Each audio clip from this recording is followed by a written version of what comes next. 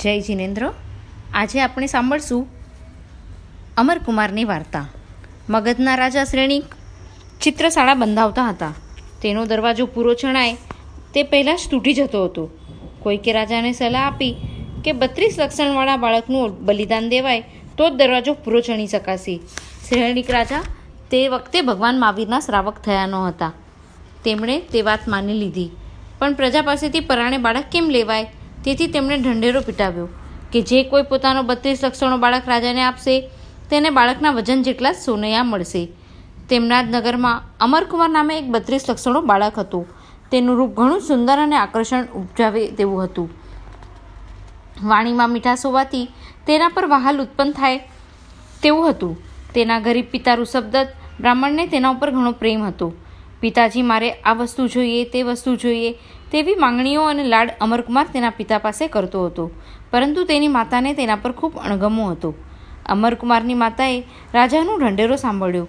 જેના ઘરમાં ખાવાના સાસા હોય એને કોઈ પ્રત્યે અણગમો હોય તેને કુવિચાર ઉત્પન્ન થાય.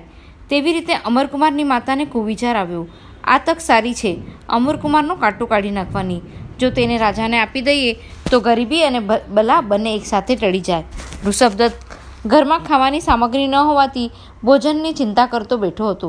તેનું સુકાઈ ગયેલું શરીર તેની ગરીબીની ચાડી ખાતું હતું. તેની પત્નીએ ત્યાં આવીને તેને કહ્યું, તમે ઢંઢેરો સાંભળ્યો? વાતમાં કોઈ રસ ન હોય તેમ તેણે ટૂંકમાં જણાવ્યું. હા. બ્રાહ્મણી બોલી, તો પછી કેમ ઉઠતા નથી? આ ભૂખનું દુઃખ તો કેમેય સહન થતું નથી. ઋષભદત્ત કંટાળા સાથે બોલ્યો, સોનૈયા તો 32 લક્ષણા પુત્રના બદલામાં મળવાના છે, ફોકટમાં નહીં. બ્રાહ્મણ સમજ્યા નથી. તેમ જાણતા બ્રાહ્મણીએ પોતાનો પાપી વિચાર પ્રગટ કર્યો. આપણો અમર્યો છે ને, તેને આપી દઈએ, બદલામાં સારા પૈસા મળશે. બ્રાહ્મણને સાંભળીને આંચકો લાગ્યો. તે વિચારવા લાગ્યો, દીકરા જેવો દીકરો કેમ દઈ દેવાય? ભૂખના દુઃખ આગળ તો ભલભલા ઓગળી જાય. અને આ તો એક ગરીબ બ્રાહ્મણ હતો. તે પણ ભૂખ અને દુઃખથી કંટાળી ગયો હતો. અંતે મન મનાવીને તેણે બ્રાહ્મણીની વાત માની લીધી. ઋષભદત્તે પોતાના વહાલસોયા બાળકને રાજાને સોંપી દીધો. અમરકુમાર ખૂબ રડ્યો, કરગર્યો, પણ માતા પિતા માન્યા નહીં. અમરકુમારના બદલામાં સોનૈયા મેળવ્યા. લોકો તેમની ટીકા કરવા લાગ્યા. આ તે માતા પિતા છે કે જીવત રાક્ષસ? ધનની ખાતર કોઈ આવા સુંદર પુત્રની બલિ ચડાવી દે, રાજાને સોંપી દે. ધિક્કાર છે તેમને. ચિત્રશાળામાં અમરકુમારની બલિ દેવાની તૈયારી થઈ રહી હતી. અગ્નિની ભડભડતી જ્વાળાઓ નીકળી છે. લોકો ભેગા થઈને વાત તો કરે છે. આ તો કેવો અનર્થ છે. રાજામાં દયા નથી. રાજાને કહેવાની કોઈનામાં હિંમત નથી, પણ મનમાં ખૂબ દુઃખી થાય છે. તો વળી કોઈ નિર્દય માણસો માતા પિતાનો પક્ષ લઈને ખુશ થાય છે. કેવો વિચિત્ર સંસાર! કોઈને જે વાતનું દુઃખ છે તે જ બીજા માટે ખુશીનું કારણ છે. રાજસેવકો અમરકુમારને લઈને ચિત્રશાળામાં હાજર થયા. અમરકુમારની આંખો તો રડી રડીને સૂજી ગઈ હતી, પણ હવે તો તે રડે કે ના રડે બધું સરખું જ હતું. જ્યાં માતા પિતા જ દુશ્મન બની ગયા હતા ત્યાં બીજું કોણ સહાય કરે? મરવા સિવાય કોઈ ઉપાય દેખાતો ન હતો. અમરકુમાર સ્વસ્થ થવાનો પ્રયત્ન કરવા લાગ્યો. વિચાર કરતાં કરતાં અચાનક તેને કોઈ જૈન મુનિએ શીખવાડેલો નૌકાર મંત્ર યાદ આવ્યો. આ તો જાણે ડૂબતાને નાવડી મળી, બેસહારાને સહારો મળ્યો. તેને ભારે આનંદ થઈ ગયો. મનને મજબૂત કરી એકાગ્ર ચિત્તે તેણે અખૂટ શ્રદ્ધા અને ભક્તિ સાથે નૌકારનું રટણ કર્યું. નમો અરિહંતાણમ, નમો સિદ્ધાણમ, નમો આયર્યાણમ, નમો વજાયણમ, નમો લોહે સવસાવણમ એમ રટણ કરતાં અમરકુમાર શીતળ અને સુગંધી પાણીની હોજમાં પ્રવેશતો હોય તેમ આગમાં પ્રવેશી ગયો.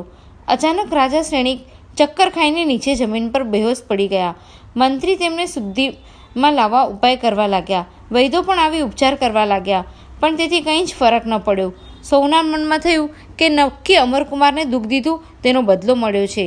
અમરકુમાર તો ખડકાયેલી ચિત્તામાં કોઈ યોગીની જેમ નૌકાર ગણતો ધ્યાન ધરીને બેઠો હતો. સૌને થયું કે આ બાળકમાં ઘણી શક્તિ છે. આ તરફ સળગાવેલી ચિત્તા શાંત થઈ ગઈ, પણ અમરકુમારને ઊની આંચ પણ ન આવી. સૌ તેના ચરણોમાં પડી રાજાને શુદ્ધિમાં લાવવા માટે વિનંતી કરવા લાગ્યા. અમરકુમારે લોકોને કહ્યું, મને રાજા પર જરા પણ ક્રોધ નથી આવ્યો અને મેં રાજાનું ખરાબ પણ ઈચ્છ્યું નથી. મારાથી બને તો રાજાને સાજા કરવા હું પ્રયત્ન કરું છું. એમ કહી તેમણે નૌકાર બોલીને રાજા પર પાણી છાંટ્યું. રાજાને શુદ્ધિ આવવા માંડી અને તરત આળસ મરડીને બેઠો થયો. લોકો અમરકુમારના વખાણ કરવા લાગ્યા. શ્રેણિક રાજાએ તેને વહાલથી છાતી સરથી લગાવ્યો અને કહ્યું, હે વત્સ, મને માફ કર. તું માંગે તે હું તને આપીશ. પોતાના કર્મોથી જ 4 ગતિમાં જીવ ઉત્પન્ન થાય છે. પુત્રની આવી બુદ્ધિ. અમરકુમારે કહ્યું, હે રાજન, મારે કાંઈ જોઈતું નથી. મારી પાસે તો મારો નૌકાર મંત્ર છે. તે શ્રેષ્ઠ છે. સંસારમાં બધા દુઃખોનો નાશ કરીને અનંત સુખ આપવાની તેમાં શક્તિ છે. તેને થયું કે સંસાર આખો સ્વાર્થનો સગો છે. અરે ખુદ માતા પિતા પણ આવા સંસારની અસરતા જાણી તે અમરકુમાર વૈરાગ્ય સાથે દીક્ષા લીધી અને સર્વ દુઃખોનો અંત કર્યો. ધન્ય છે અમરકુમારની દ્રઢતાને, ધન્ય છે તેની શ્રદ્ધાને. આવી જ તમને વાર્તાઓ સાંભળવી હોય તો અમારી ચેનલને લાઈક કરો અને સબસ્ક્રાઈબ કરો. જય જિનેન્દ્ર.